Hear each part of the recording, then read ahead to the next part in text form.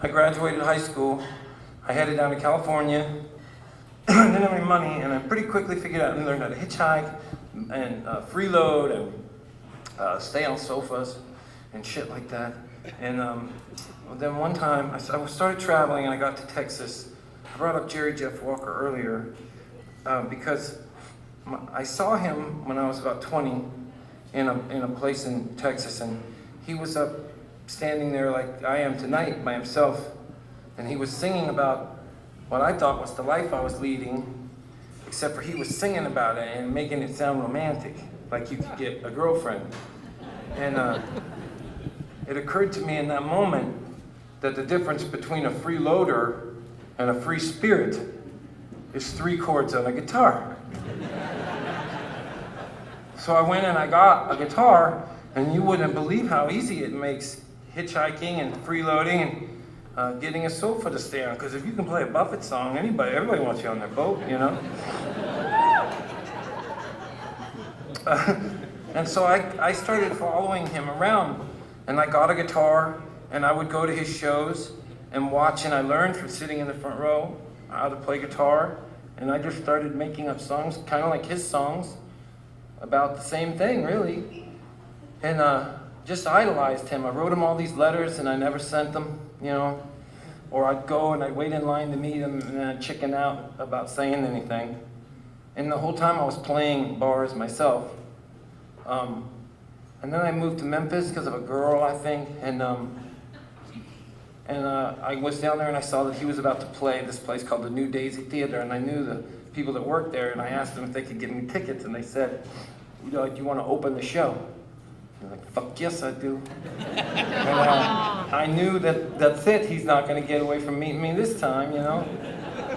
And I planned out this speech, and it started with me saying, this might be one of the, this might be the highlight of my life. And that was how it started. And then I was going to go on to tell him how much his music meant to me. And so I go down to the show, did pretty good, I thought. I came back into the dressing room after my set, and there he was, like 6 feet from me. But there was this chick yelling at him, and she seemed mad, but everything she was saying was like, you're great.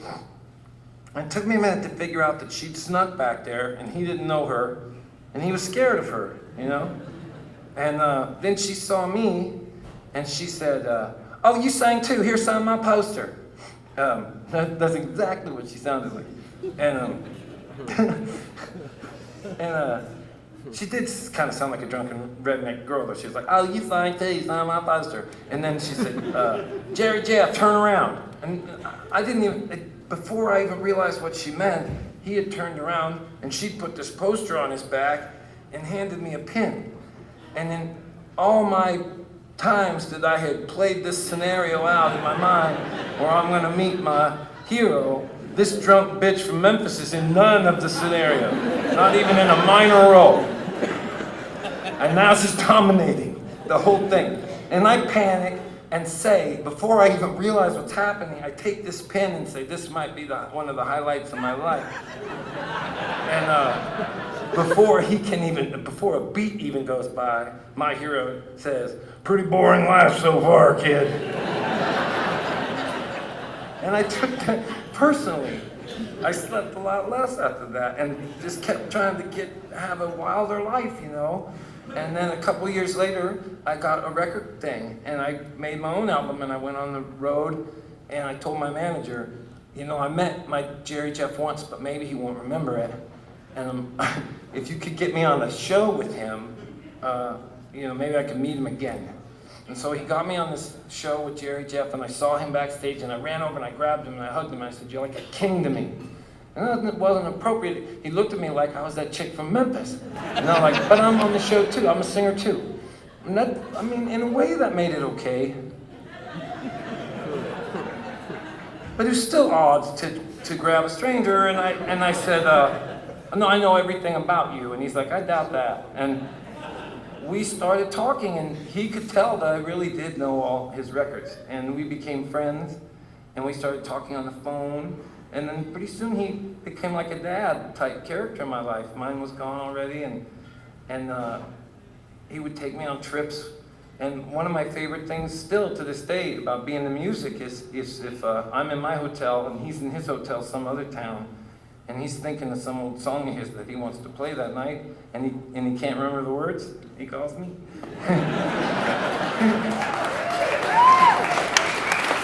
And then I remember I have beat him in trivia contests about himself too. But I was going to tell you, well, okay, I'll tell you the story on him. He asked me, this is his sense of humor, right? We'd known each other a couple of years, and he told me he wanted to take me snorkeling where I was going to see this amazing coral reef. And we planned this for months. And when we get there, he takes me out into this boat and explains how to do the snorkeling thing and says it's going to be amazing. So I jump out of the boat, I spray the water out, and I open my eyes, and there's sharks everywhere. Fucking a fuck ton of them, everywhere. Like a movie, like a horror film. Not 5, 17. And then those stingray things. I swear, everywhere. And I came out, no coral reef, none. And I came out and I was screaming, and he's laughing his ass off. Thinks it's the funniest thing he's ever seen. And he had planned this. This is a tame animal park. He planned that for months, man. And then one year, I was playing in New Orleans, and he has a house there. He wrote that song, Mr. Bojangles. He's got a fucking house there. And I could hear him in the crowd that night in New Orleans. And that is what he yells. He said he was yelling that. And in those days, I used to have this tackle box full of drugs, because everybody gives you drugs when you're a singer, man. And you can't be rude, and you can't take them all at the same time. And I don't really like most of them. But how do I know I'm not going to run into somebody later that does? Hence this tackle box. And Jerry Jeff loved that tackle box. And he'd always come in the dressing room and go, "Where's the tackle box?" And so this night, he opened it up, and somebody had put cocaine in there, which in his generation was into that. Mine, they would have sat there all summer. But in his day, they used to call him Mr. Bojangles. And he said, "Oh man, we used to roar on this shit in the 70s. So I was like, "All right, let's do it." And man, I don't know how to do that. So we went to his house and did some, and then I was doing like the fish in the bottom. I started doing the fish in the bottom of the boat thing and shaking around, and they had to put me in the shower. It ruined the night. It just went the wrong way. And ruined the night. They put me on a sofa and I passed out. And I remember waking up like 5 in the morning, and I didn't know where I was. And I heard these footsteps. I'm like, fuck, I'm not alone in here. And then I heard this voice say, "Never again, boy. I'm like, never again." And I remembered, just humiliatingly remembered all of the night before. And I knew that it was Jerry Jeff. And I wanted to fake like I was still sleeping. And so I just kept my eyes closed, and he kicked the sofa. And he said, "Wake up, boy." I said, "Never again." And when I opened my eyes, he's standing there, but naked. So picture that, imagine. Now, when people offer me cocaine, I picture Jerry Jeff Walker's balls.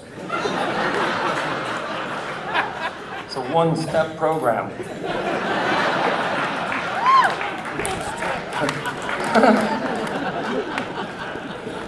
But then,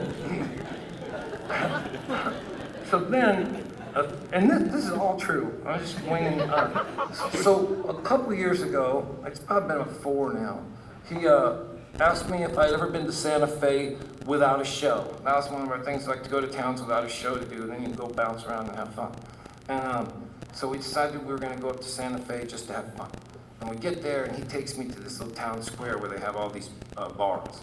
And nobody knows he's in town. And we're going from bar to bar. We go to the last one that's open. We're the last 2 people there. At about 3 in the morning, the bartender's like, "Enough." So we get up, pay, and we start heading back to our hotel. And when we came out of the bar, there was no one on the street. There was no cars on the street. Nothing was open. No one, no cops, no nothing out there. Just me and him. And we're walking back towards the hotel. And in the distance, you heard this.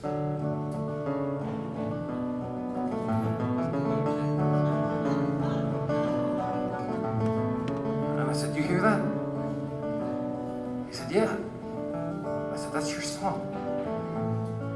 He said, "Let's go see what it is." So we start walking up around, and we turn the corner, dead street, just as dead as the other street, except for in front of this blues bar that's closed, with his hat on the ground, for no one but the moon, really, singing into the night for every good possible reason that anyone ever sang. For all the right reasons you could possibly be singing, this guy's singing.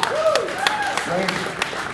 And he's singing a song that the guy coming around the corner wrote 50 years ago at 3 in the morning. And I'm there. And I think this is proof, cosmic proof to me that I'm this guy's #1 fan. And we walk up and we see this old guy singing Mr. Bojangles, and Jerry Jeff Walker's watching him. And I'm saying to myself, I can't wait to tell this guy that this guy wrote this. And then I thought, I can't do that. That's not, this is just, I'm supposed to watch. And I could tell Jerry Jeff was getting choked up. And that started to choke me up. And then when the song got over, all Jerry Jeff said was, "That's a pretty good song, huh?" And the guy went, "Yeah, I love that one." And he went, "Me too." And then he took everything he had, hotel key, everything, threw it in this guy's face. And we walked down the road, and I said, that might have been one of the highlights of my life. And he remembered. And he said, "Well, that one was pretty good." I know everybody and their mom has done this, but I've just told that long story, and if you don't mind, it's my favorite song.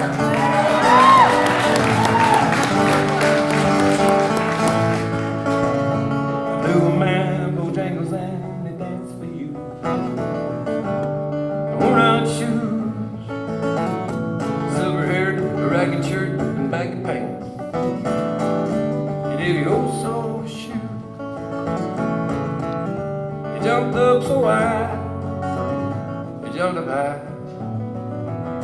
and then you lightly touched down. Mr. Bojangles, hello, Mr. Bojangles,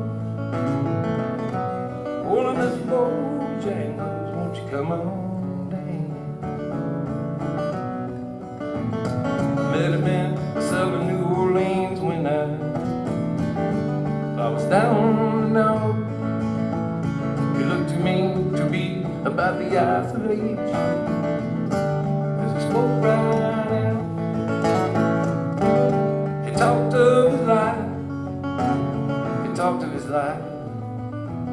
He laughed, slapped his leg, and then stepped. He said his name, Bojangles, and he danced a lick across the cell. He grabbed his pants, prepared to stand, and jumped up high. He clicked his heels, he let go a laugh, Lord, let go a laugh. Threw back his clothes all around. Hello, Mr. Bojangles, hello, Mr. Bojangles, hello, Mr. Bojangles, come on down.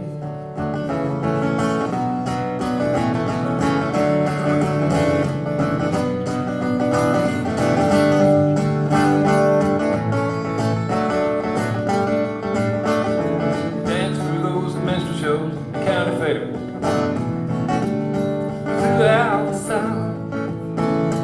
Spoke in tears for 15 years, how his dog and him traveled about. The dog up and died, rode he up and died. For 20 years he still grieves.